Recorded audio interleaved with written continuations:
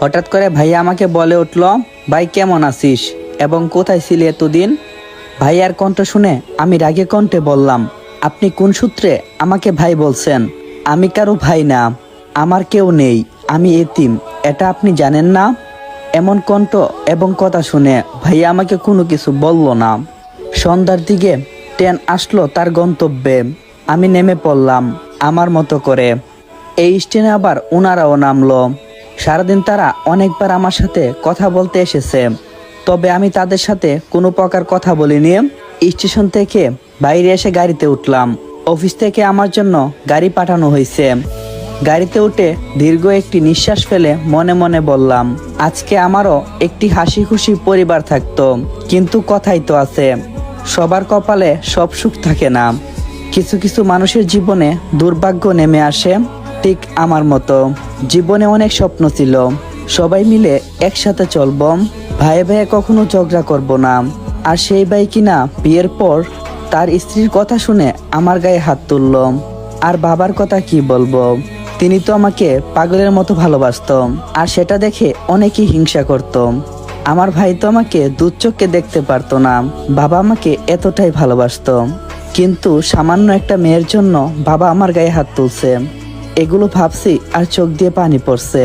ঠিক তখনই একজন এসে বলল, স্যার আমরা এসে গেছি। গাড়ির জানলা দিয়ে বাইরে তাকিয়ে পরিবারের কথাগুলো ভাবছিলাম।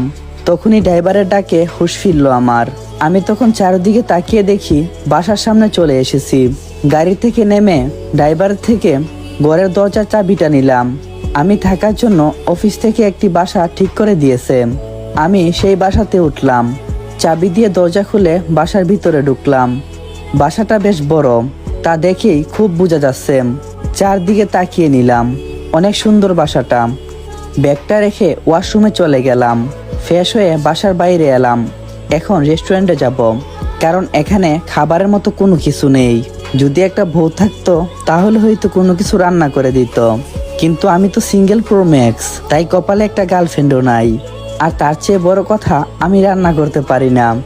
তাই সবসময় খাবার খাওয়ার জন্য রেস্টুরেন্টে যাই, টাকা দিয়ে কিনে খাবার খাই। বাসা থেকে বের হয়ে রাস্তা দিয়ে হাঁটছিলাম। এই কয়েক বছরে রাস্তাঘাট অনেক বদলে গেছে, নতুন নতুন রাস্তা তৈরি হয়েছে। আমার গন্তব্য ছিল রেস্টুরেন্টে যাওয়ার। সেদিকে রাস্তা ধরে হাঁটতে লাগলাম। একটু দূরে একটা বাড়ি দেখে থেমে গেলাম।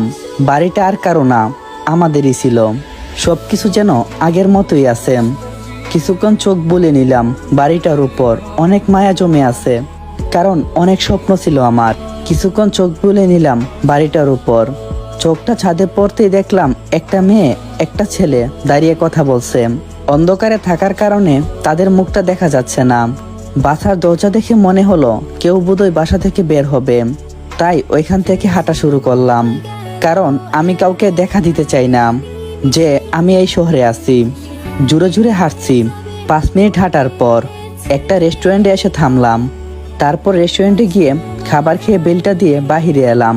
বাসায় যাওয়ার জন্য একটা রিক্সা ডাক দেব, এমন সময় আমার বয়সের একজন আমার কাছে এসে বলল, আপনি কি সাজ্জাদ ভাই? কথাটি বলার পর ছেলেটির দিকে কিছুক্ষণ তাকিয়ে থেকে চেনার চেষ্টা করলাম। মুখ ভর্তি দাড়ি, বড় বড় চুল, কিন্তু চেহারাটা অনেকবার দেখছি। তাই বললাম, হ্যাঁ আমি সাজ্জাদ, আপনি কে? আর আপনাকে তো চিনলাম না। তখন ছেলেটি বলল, আমাকে চিনতে পারিস নাই? আমি তোর বন্ধু নিলয়, ওই যে আমরা একসাথে কলেজে পড়তাম। নিলয় নামটা শুনে মনে পড়ল, তাহলে আপনাদেরকে পরিচয়টা করিয়ে দেই। ও আমার কলেজ জীবনের বেস্ট ফ্রেন্ড। ওর নাম নিলয়, কিন্তু এখানে বড় বড় চুলদারি থাকার কারণে ওকে চিনতে পারি নাই। আমি বললাম, আরে নিলয় ভালো আছিস? কথাটি বলে ওকে জড়িয়ে ধরলাম। নিলয়ও আমাকে জড়িয়ে ধরল আর বলতে লাগলো, তুই কোথায় ছিলি এতদিন, আর তুই কেমন আছিস? আমি বললাম, হ্যাঁ ভালো আছি। আর তোর এই অবস্থা কেন? তখন নিলয় আমাকে ছেড়ে দিয়ে বলল, কেন, আমার আবার কি হয়েছে?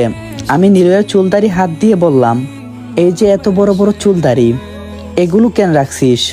নিলয় আমার হাতটা ওর চুল থেকে সরিয়ে নিয়ে বলল, ওইসব বাদ দে, ইচ্ছা করছিল তাই এসব রাখছি।